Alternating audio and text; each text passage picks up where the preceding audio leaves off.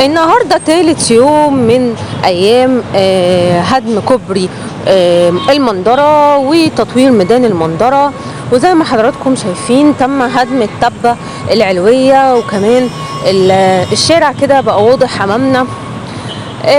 طبعا كنا فاكرين ان هيتم عمل شارع للي نازل من ابو قير وشارع للي طالع من على البحر، ولكن هو نفس الشارع اللي تم توسعته. هو هيبقى شارع واحد بس، هيبقى 6 حارات، 3 حارات رايح و3 حارات راجع. لسه ما فيش اي جديد بالنسبة لكوبري المندرة، تم بس فتح الطريق الجديد وبيتم تكملة الطريق. ده اللي هيكون طريق البديل لكوبري المندرة، وهيكون زي ما قلت لحضراتكم هو طريق واحد بس في ب6 حارات.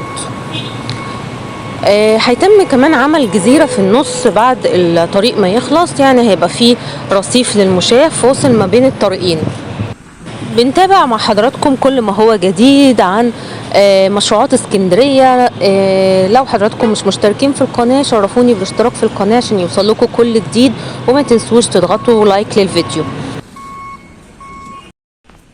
هيتم إزالة الجراج هنا عشان تكملة الطريق البديل لكوبري المندرة. بعد إزالة الجراج هيبقى فيه متسع كبير جدا من الطريق بالنسبة للطريق اللي تم ازالته. هيبقى كده طريق واسع جدا يستوعب عدد العربيات اللي هتروح وتيجي في نفس الطريق البديل لكوبري المندرة.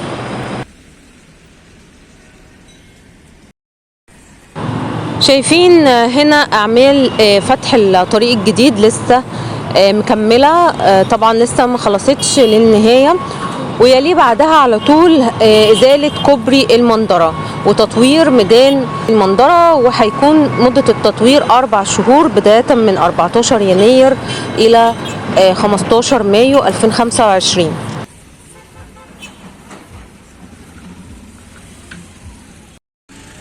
شايفين هنا في مساحة كبيرة بين العمود اللي ناحية سور المنتزه والعمود هنا اللي عند الطريق الجديد اللي بيتم فتحه.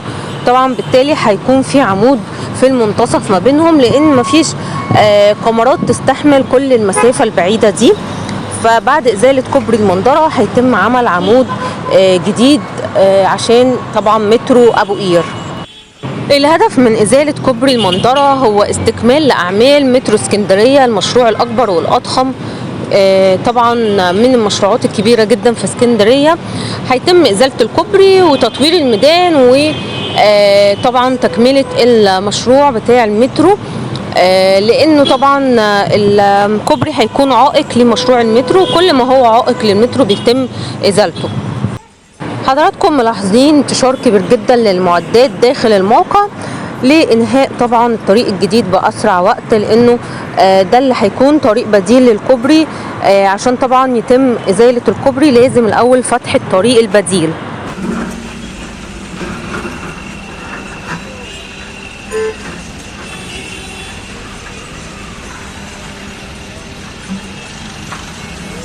طبعا هم شغالين ليل نهار، العمل شغال على قدم وساق لإنهاء مشروع كوبري المندرة بأسرع وقت في الوقت اللي محددينه اللي هم 4 شهور، وبالأخص فتح الطريق البديل بسرعة، لأنه ده كده هيكون عائق لو ما تمش فتحه، لأنه كمان هيتم إغلاق كوبري المندرة نهائيا.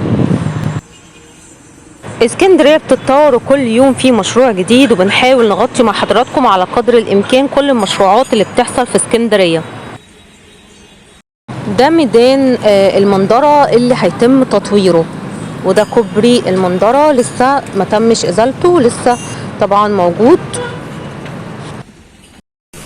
هنا طبعا تم وضع حواجز حديدية عشان طبعا دي منطقة عمل، لان طبعا خطر جدا ان الناس تفضل ماشية في الطريق وهم بيعملوا ازالة للطريق. هنا بنودع اسدين كوبري المندرة قبل الازالة.